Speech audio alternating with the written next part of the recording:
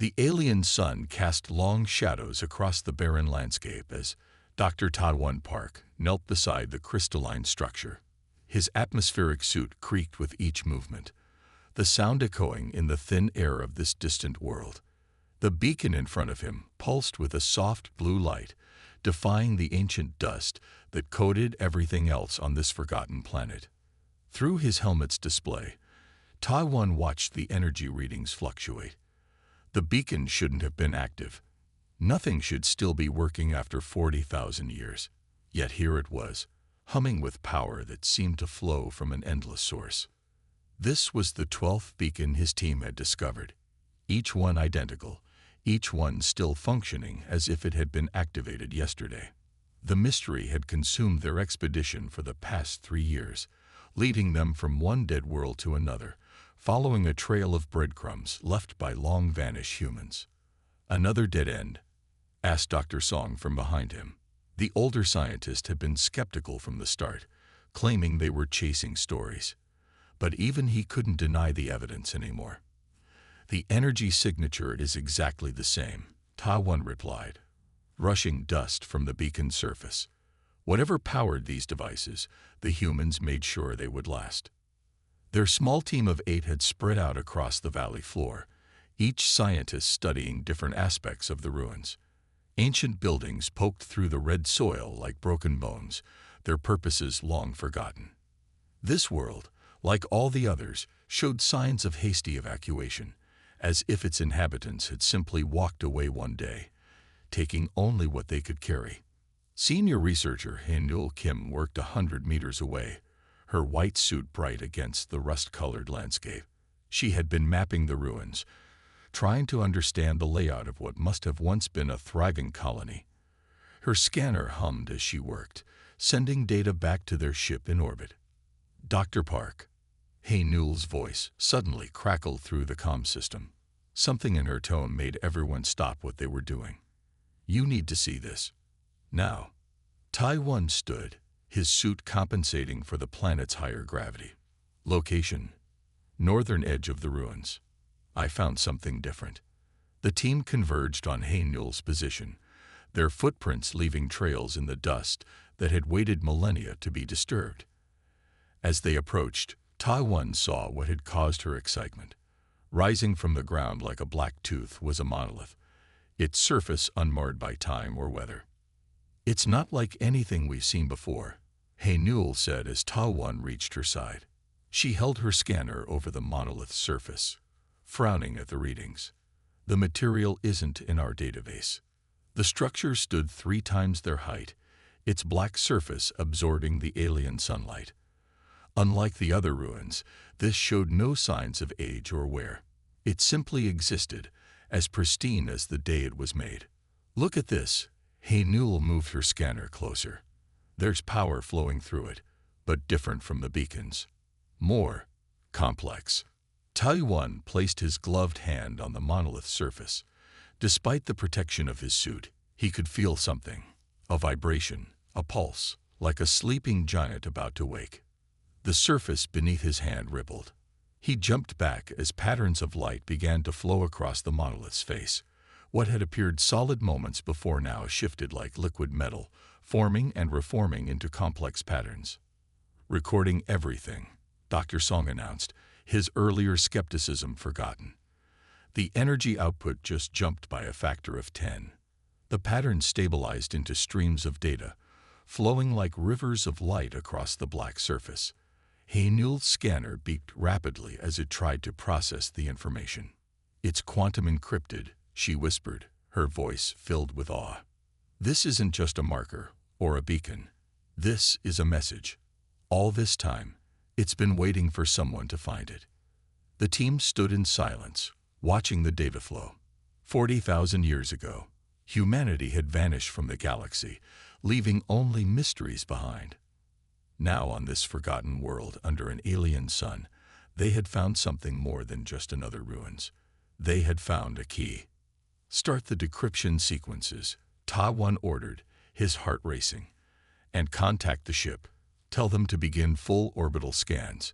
If there's one monolith, there might be more." As his team rushed to work, Taiwan studied the flowing patterns. Somewhere in that stream of data was the answer to humanity's disappearance. Whatever message they had left behind, whatever truth they had waited 40 millennia to share, it would change everything. The alien sun continued its slow arc across the sky, casting long shadows that stretched like fingers across the ancient ruins. Above them, the monolith pulsed with its hidden message, finally awake after its long wait. The time had come for humanity's story to be told. The research vessel's main laboratory hummed with activity as the team gathered around the central holographic display. After 3 days of non-stop work, the first fragments of data from the monolith had finally been decoded. Haynul's fingers moved swiftly across the control panel, preparing the recovered files for viewing. Taiwan stood at the front of the group, his tired eyes fixed on the empty air where the message would appear. None of them had slept much since discovering the monolith, too excited by what secrets it might contain. The hologram flickered to life, showing a large circular chamber filled with people. The image quality was perfect, as if they were looking through a window into the past.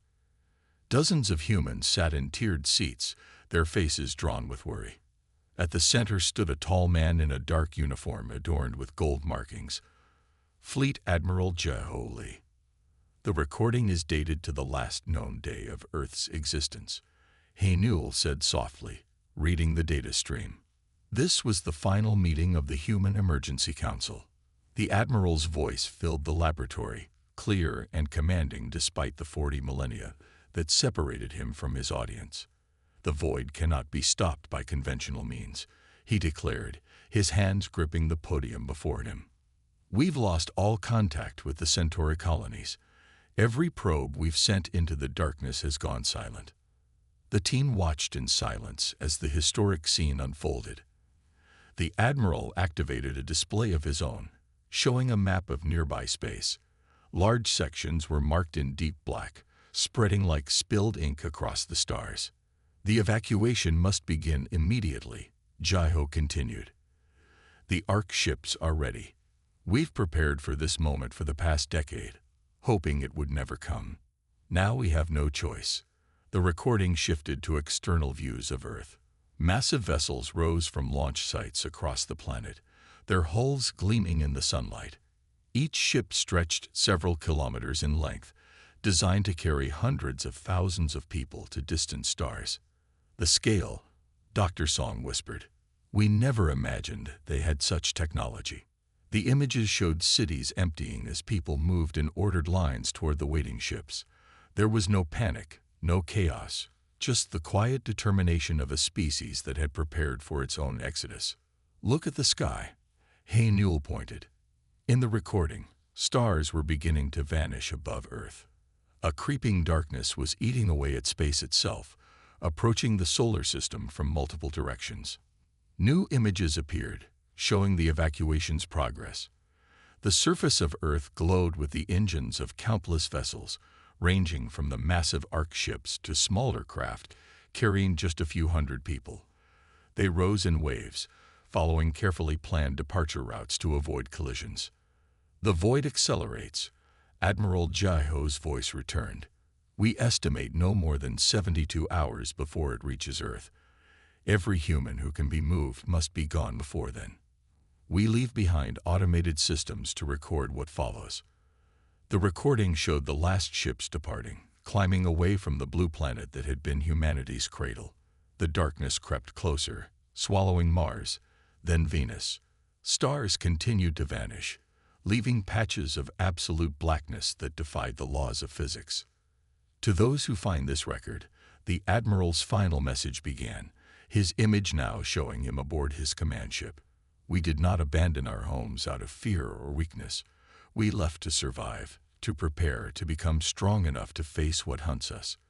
Remember this as you decode our other messages. Humanity did not end. We evolved. The recording ended with a view of Earth from space. The planet still shone blue and beautiful, even as darkness approached from all sides. The last ships were visible as points of light, scattering in all directions like seeds carried on cosmic winds. There's more data still encrypted, Haynul reported, checking her readings. This was just the first layer. The monolith contains multiple messages, each more heavily protected than the last. Tai-1 nodded, his mind racing with implications. They wanted to make sure whoever found this would understand the beginning before learning what came next. Start working on the second layer of encryption. The team dispersed to their stations, energized by what they had seen. Through the laboratory's window, the dead planet below turned slowly, its ruins now holding new meaning. This hadn't been just another colony, it had been part of a plan. A message left behind by a civilization that had faced extinction and chosen a different path.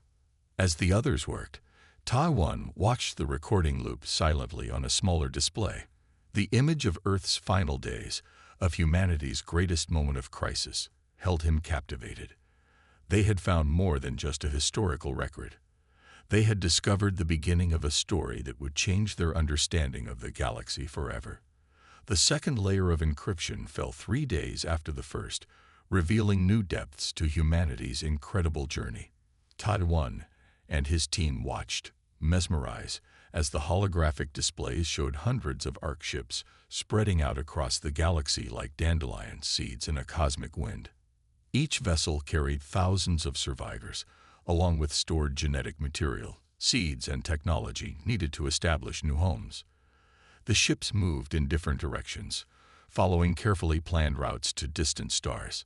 Some headed toward the galactic core, others to the outer arms, and many ventured into the unexplored spaces between spiral arms.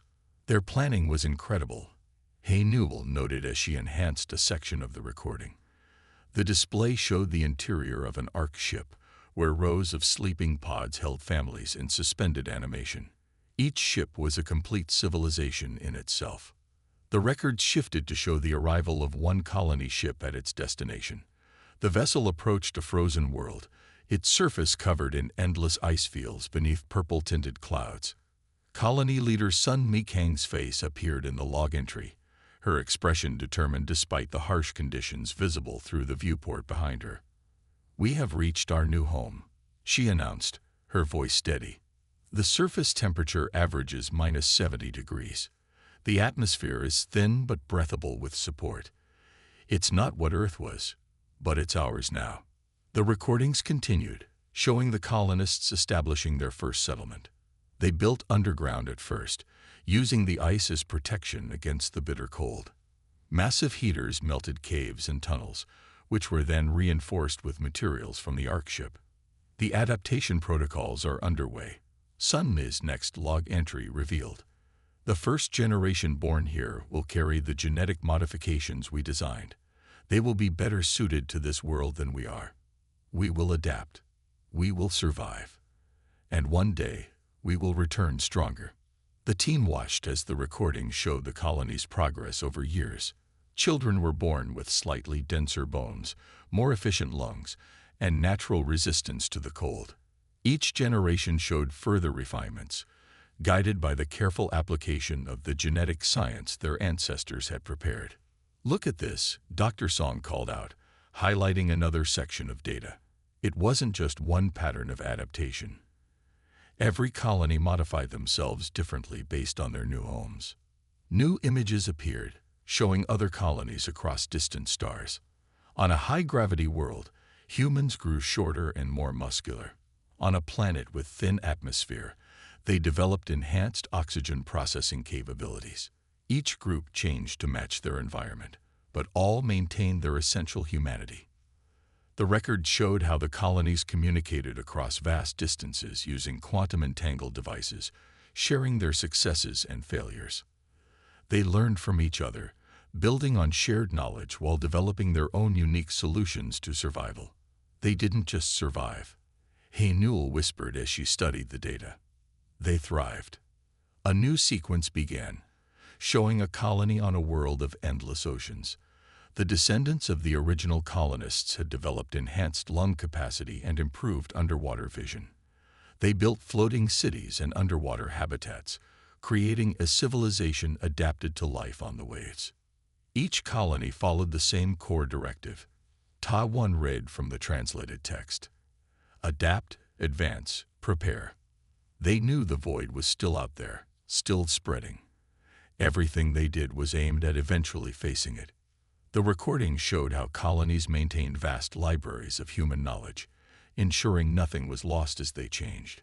They preserved art, music, literature, and history, passing their heritage down through generations, even as their forms evolved to meet new challenges. The modifications were more than just survival adaptations, Newell pointed out, highlighting specific data streams.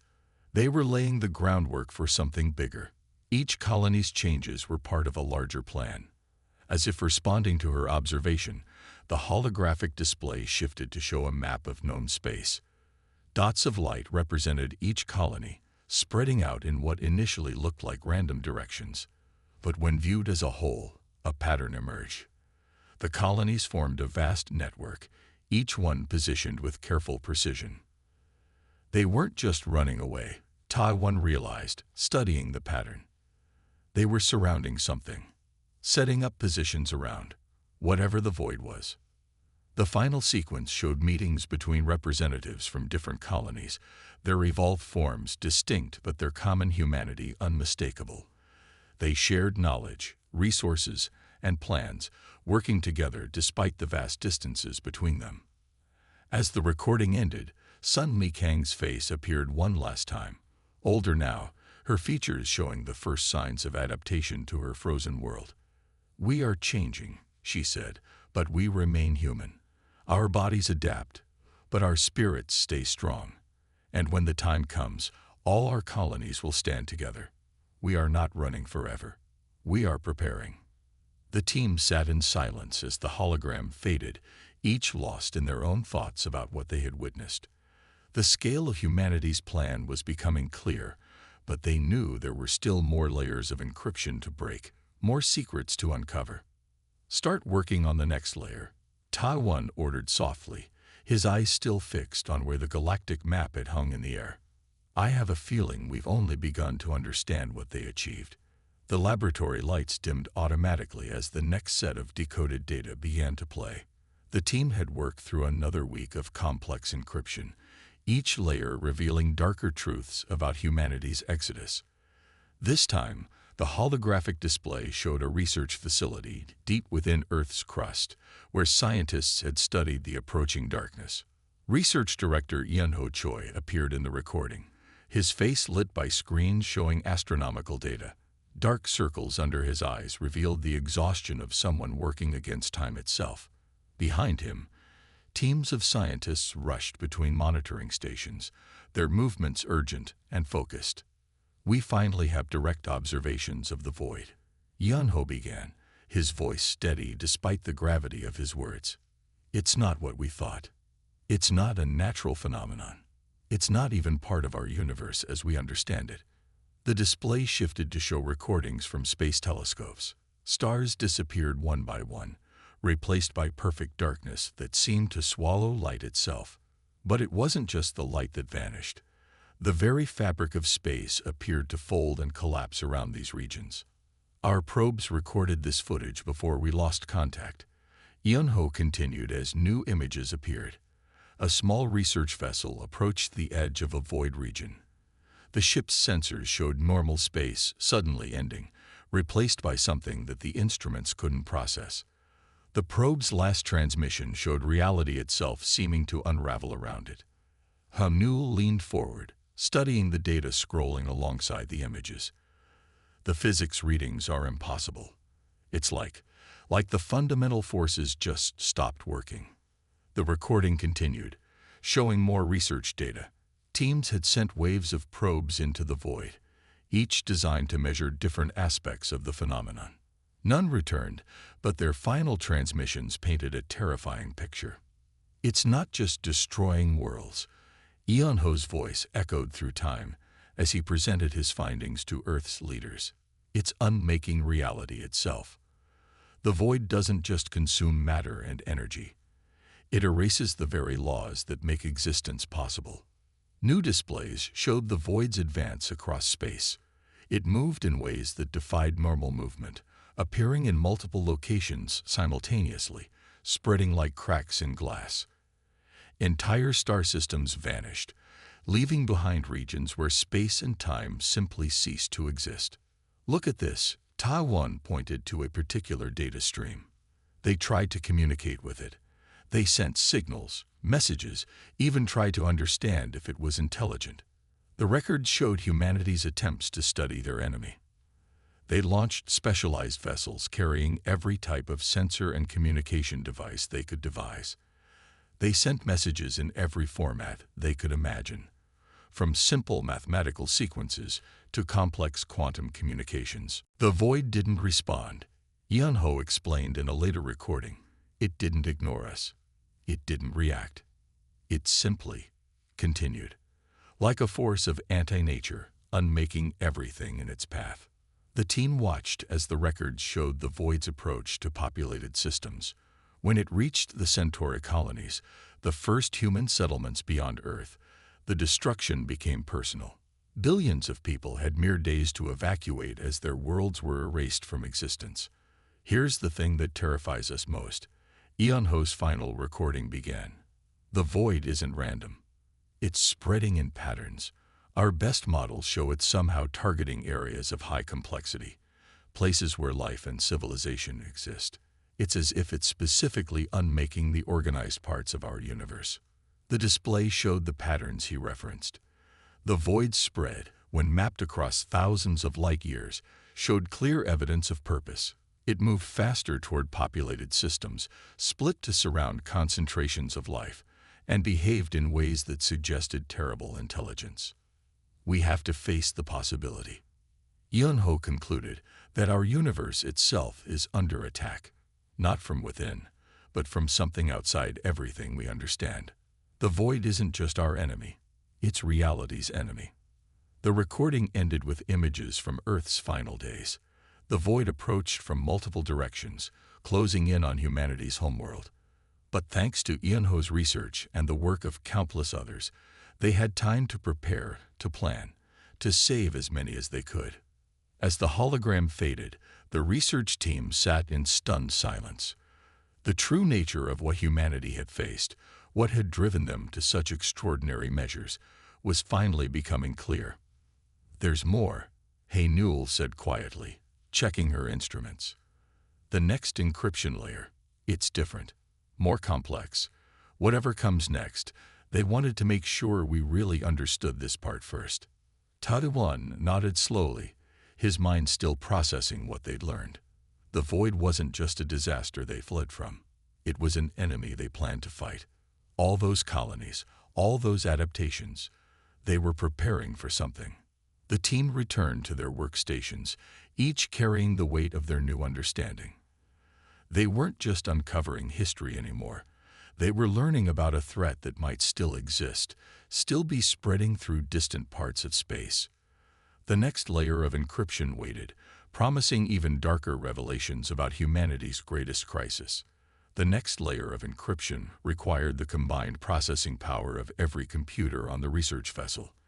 As the new data streamed into the laboratory's display system, Taiwan and his team realized they were seeing something far beyond mere evacuation plans. The hologram showed thousands of locations marked across the galaxy. Each point represented a hidden installation, carefully placed and camouflaged from prying eyes. Storage facilities buried deep in planets, orbital platforms disguised as natural satellites, and massive underground vaults all formed part of an immense network. Captain Min Ji-song's image appeared, her military uniform bearing the marks of Earth's final defense force. "This isn't a surrender," she stated, her voice carrying the weight of command. "This is a strategic withdrawal. We're leaving the board to prepare for the real game." The display shifted to show the interior of a massive storage facility. Rows of advanced weapons stretched into the darkness, their designs unlike anything Taiwan had ever seen. Nearby, vast chambers held seeds from Earth's plants, genetic samples from its animals, and libraries containing the sum of human knowledge. "Every colony carries a piece of the plan," Minji continued. "Each group has specific technologies to develop, specific adaptations to pursue. We're not just running away. We're spreading out to evolve in different directions, to become something the Void won't recognize when we return. Hanul manipulated the controls, focusing on details of the hidden installations. These weapons platforms, she pointed out. They're designed to activate in sequence, like pieces on a game board being positioned. The records showed how each colony not only established itself, but also built and maintained these secret facilities. They constructed them to last for tens of thousands of years, powered by artificial singularities that would run forever. Everything was designed to wait, dormant but ready. We're seeding the galaxy with everything we'll need, Minji explained in a later recording. Tools, weapons, resources, all protected and hidden. When the time comes, our descendants will have access to both their advanced technologies and our original ones. They'll be able to fight on multiple levels. The team watched as the records revealed the true scale of humanity's preparation. The colonies weren't placed at random. They formed a complex pattern across space, each one positioned to support the others when the time came. Supply lines, communication networks, and strategic positions were all planned millennia in advance. "Look at this," Dr. Song called out, highlighting a section of data. They left behind automated factories, ready to produce whatever their descendants might need, all waiting for the right activation signal. The recording showed massive construction facilities built into asteroids and small moons, their machinery quiet but maintained by patient automated systems. Shipyards floated in the spaces between stars, hidden from casual observation, but ready to spring to life when needed. Minji's final log entry showed her aboard a colony ship, preparing to lead her group to their designated world. "We know the Void will keep spreading. We know it will continue unmaking reality. But while it destroys, we'll be building.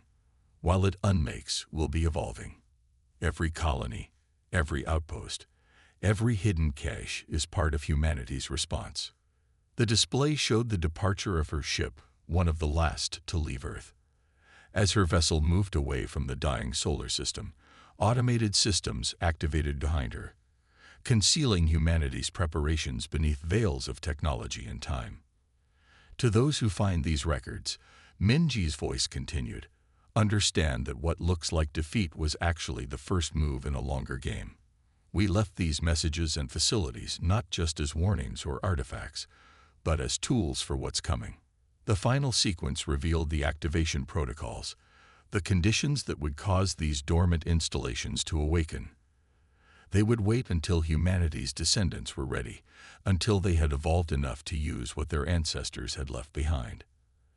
As the recording ended, Taiwan looked at his team.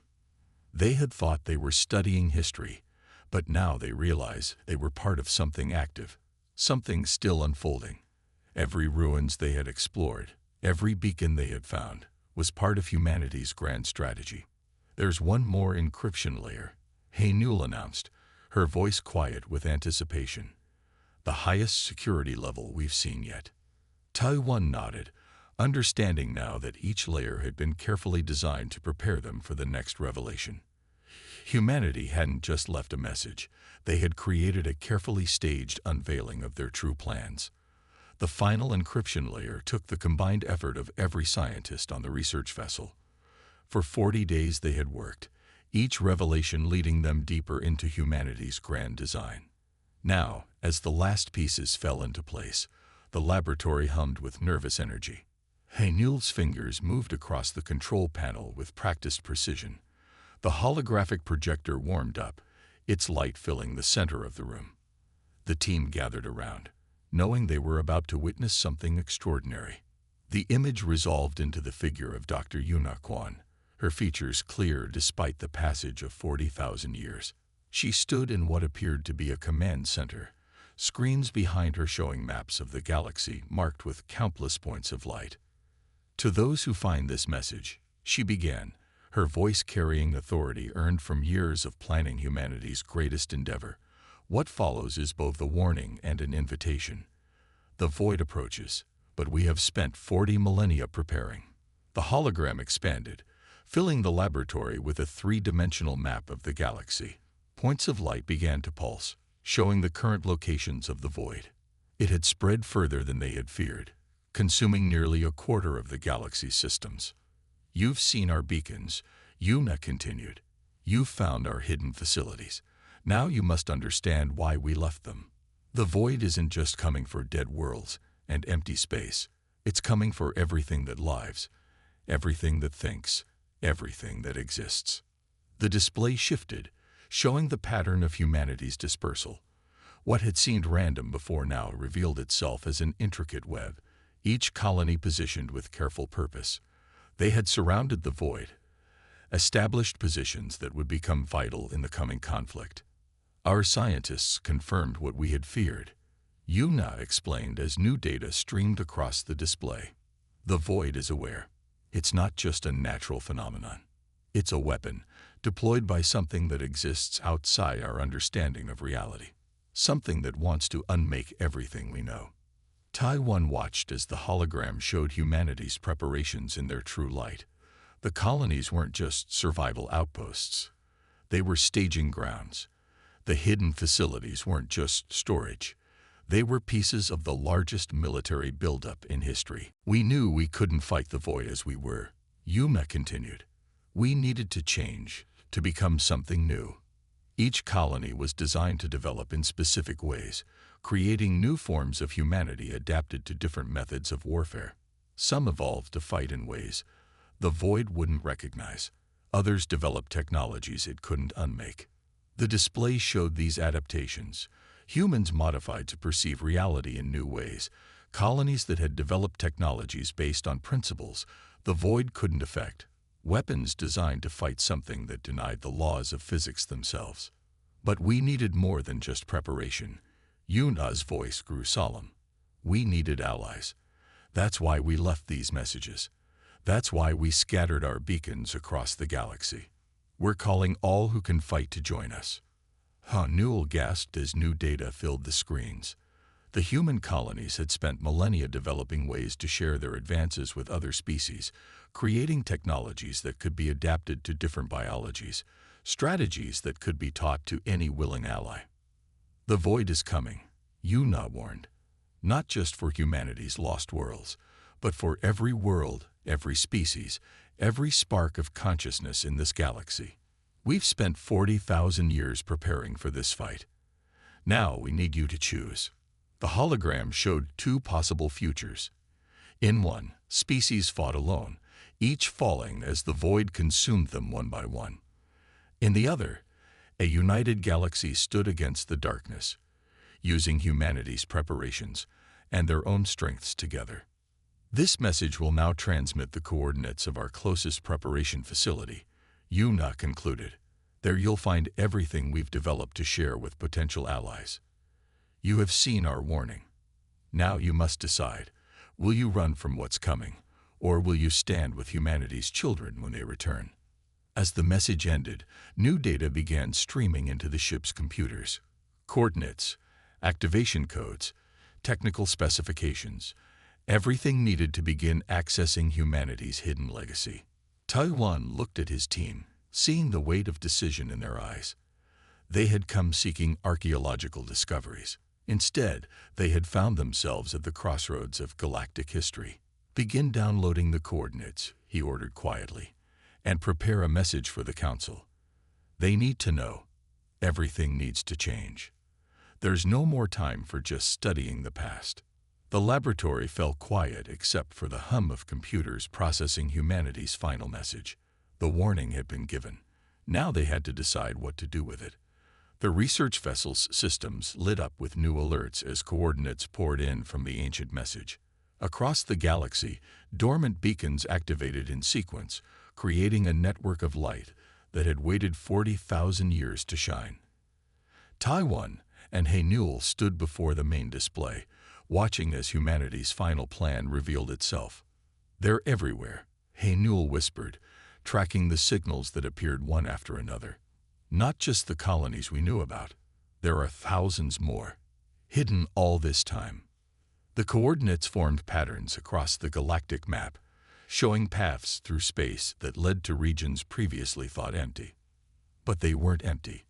They were where humanity had been waiting, evolving, preparing for this moment. New signals began broadcasting from deep space, using frequencies that hadn't existed when humanity fled Earth. The messages were clear and powerful, designed to be heard by every civilization in range. They carried data, images, and proof of what humanity had become. The first transmission showed a fleet emerging from what looked like a fold in space itself. The ships were unlike anything in known science. They moved in ways that suggested mastery over space-time itself. These weren't the vessels of the humanity that had fled Earth. These belonged to what humanity had transformed itself into. They didn't just survive, Taiwan said, studying the data streaming across his screen. They became something new, something ready to face the void. The transmission showed colonies emerging from hidden states, revealing themselves after millennia of secret development. Each group of humans had evolved differently, following the plans laid down by their ancestors. Some had developed bodies that could exist in multiple states of reality. Others had mastered technologies that could reach into the void itself. A new message began playing across all frequencies. It showed humanity's transformed leaders. Their appearances varied, but their purpose united. They had waited, watched, and prepared. Now they were ready to reclaim the galaxy they had been forced to abandon. The choice is yours, the message stated simply. Join us or run. The void comes for all life, all consciousness, all reality. We spent 40,000 years learning how to fight it. We offer our knowledge, our technology, our protection to those who stand with us. Haynul's instruments detected movement at the edges of known space. Vast fleets were assembling, combining the strengths of humanity's different evolutionary paths. Ships that could bend reality moved alongside vessels that generated their own pocket universes. Weapons powered up that could fight against something that denied physics itself. Look at these readings, she called out, highlighting a section of data. They're not just coming back. They're coming back through paths the void can't detect. They've learned how to move through spaces it can't perceive. The final coordinates revealed humanity's greatest secret, the locations where they had built their strongest defenses, their most powerful weapons, hidden dimensions, artificial realities, and technologies that defied conventional understanding all waited to be unleashed. Taiwan watched as more signals activated across space, each one a piece of humanity's response to an enemy that had nearly destroyed them. They hadn't spent 40 millennia hiding. They had spent it becoming something the void wouldn't recognize as the same species it had once driven from Earth. Send word to the Council, he ordered, his voice steady despite the weight of the moment. They need to know humanity isn't extinct. They're back, they're changed, and they're ready to fight. The last message played across their screens, showing the full scope of what was coming. Humanity's children were returning to reclaim their ancestral worlds, to face the darkness that had forced them to flee. But they weren't the same frightened species that had run from Earth. They were something new, something that had spent 40,000 years preparing for this moment. As the final coordinates locked into place, Taiwan and his team realized they weren't just witnessing history. They were seeing the beginning of a war for reality itself. The galaxy would have to choose: stand with humanity's transformed descendants, or face the void alone. The research vessel's engines powered up, ready to carry its crew toward the coordinates where humanity waited. The time for study was over. The time for action had begun. After 40,000 years, humanity's greatest gamble was about to pay off, and the galaxy would never be the same.